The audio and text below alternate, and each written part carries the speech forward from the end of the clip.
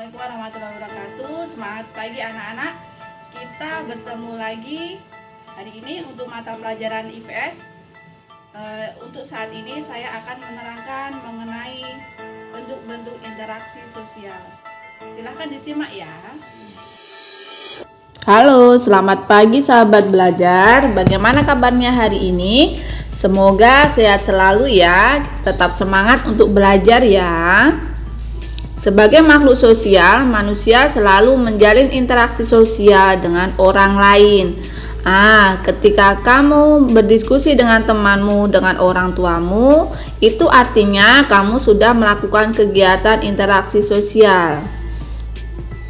Kegiatan interaksi sosial itu ada dua macam. Yang pertama yaitu asosiatif dan yang kedua adalah interaksi sosial disosiatif.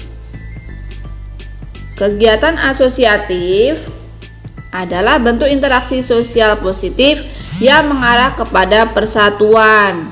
Jadi dia bersifat positif ya. Kalau kamu mendengar kata asosiatif, maka kamu akan teringat dengan istilah kalau baik ya. Jadi interaksi yang baik namanya interaksi asosiatif. Ada berapa macam? Yang pertama ada kerjasama. Nah, ibu tanya dulu, kalau kerjasama dalam menyontek itu masuk kerjasama tidak? Ayo. Kerjasama adalah usaha yang dilakukan individu atau kelompok untuk mencapai satu atau beberapa tujuan. Contohnya adalah gotong royong, kemudian toleransi.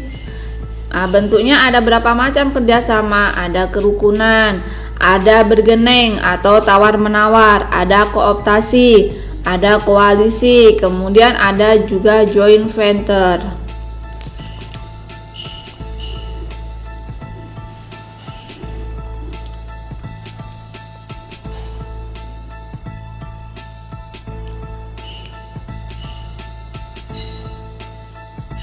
Jenis asosiatif yang kedua itu adalah akomodasi.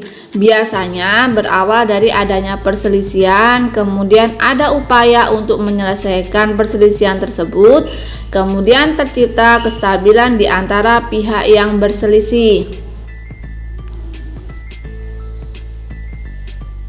Bentuk selanjutnya, bentuk-bentuk akomodasi itu ada koersi. Ini contohnya, yaitu Satpol PP membongkar lapak pedagang kaki lima yang ada di tepi jalan atau di trotoar ya. Mereka dipaksa harus dirubuhkan. Koersi adalah bentuk akomodasi dengan menggunakan paksaan, ancaman, tekanan maupun kekerasan. Ini biasanya untuk menertibkan yang melanggar aturan. Selanjutnya ada kompromi.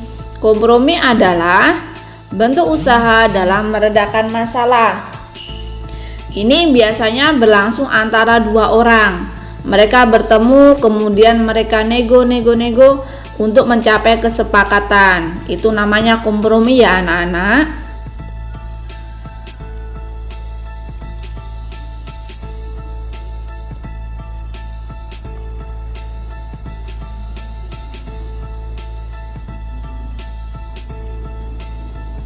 Bentuk-bentuk akomodasi itu ada konsiliasi. Kemudian, apa itu konsiliasi? Merupakan usaha yang dilakukan pihak tertentu untuk mempertemukan keinginan antara kedua belah pihak yang berkonflik sehingga dapat menyelesaikan masalah. Ada arbitrasi. Ketika pihak ketiga membantu meredakan pertentangan yang memiliki kedudukan lebih tinggi dan dapat memberikan keputusan yang mengikat dan memaksa. Misalnya apa? Kalau di sekolah, biasanya kalian kalau bertengkar dengan teman kalian pasti dipanggil guru BP kan, guru BK kan. Nah, kemudian guru BK nanti memberi sanksi dan menganjurkan kalian untuk berdamai. Selanjutnya ada mediasi. Mediasi adalah, nah ini contohnya, Pak RT memberikan nasihat kepada dua emak-emak yang berantem. Pihak ketiga yaitu Pak RT sebagai mediator atau penengah hanya memberikan nasihatnya. Yang selanjutnya ada adjudikasi. Adjudikasi itu merupakan penyelesaian masalah melalui meja hijau atau pengadilan. Jadi kalau ada orang yang berselisih, kemudian permasalahannya diajukan ke pengadilan, itu namanya adjudikasi. Selanjutnya ada namanya asimilasi. Asimilasi itu apa, Bu? Asimilasi itu adalah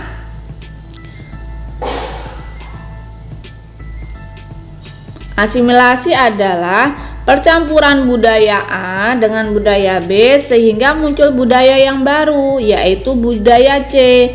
Bagaimana unsur-unsurnya? Unsur-unsur budaya yang lama itu hilang. Jadi dia terbentuk satu unsur yang baru, yaitu budaya C.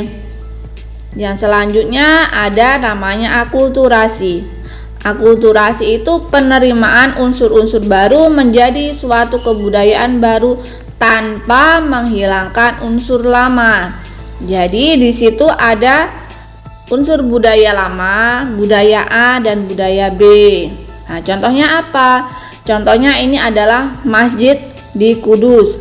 Masjid ini adalah perpaduan dari budaya Hindu-Buddha pada bagian bawahnya. Kemudian untuk atap masjid itu berupa kubah yang merupakan hasil dari budaya agama Islam. Coba kamu ceritakan nih bentuk interaksi sosial akulturasi yang pernah kamu lihat di daerahmu. Nah, sekarang kita masuk ke dalam bentuk interaksi disosiatif. Apa kata kuncinya?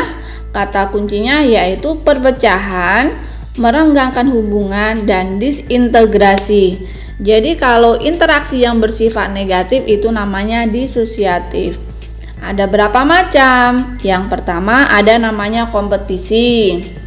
Kompetisi itu apa? Kompetisi itu proses individu atau kelompok yang bersaing untuk mencari keuntungan melalui bidang-bidang tertentu. Misalnya, kalau kalian pernah bertanding bola voli, ya kan? Nah, ada kelompok A, ada kelompok B. Kemudian pernah tanding sepak bola. Ada lomba sains. Nah, itu mereka bersaing, mereka berusaha untuk mendapatkan juara. Mereka berkompetisi.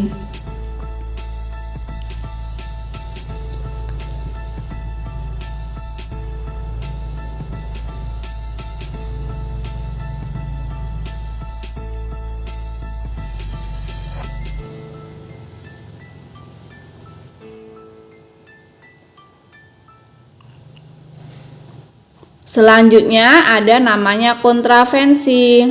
Kontravensi itu apa, Bu? Kontravensi itu sikap mental yang tersembunyi terhadap orang lain atau terhadap unsur-unsur kebudayaan suatu golongan tertentu.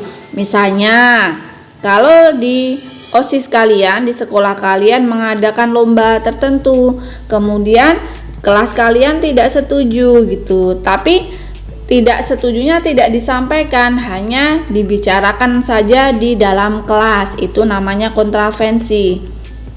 Yang terakhir, bentuk disosiatif itu adalah konflik atau pertentangan.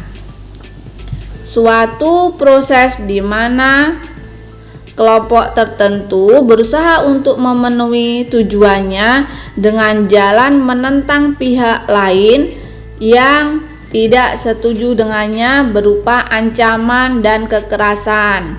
Nah, ini tidak boleh ya, karena kalau sampai terjadi konflik di masyarakat itu akibatnya sangat merugikan, karena tidak hanya merugikan orang lain tapi juga merugikan diri sendiri, bahkan sampai mengancam nyawa. Nah, anak-anak, untuk melihat kemampuan kalian, silahkan dikerjakan. Coba kamu sebutkan apa perbedaan antara konflik dengan kontravensi. Nah, boleh dikerjakan kelompok ya.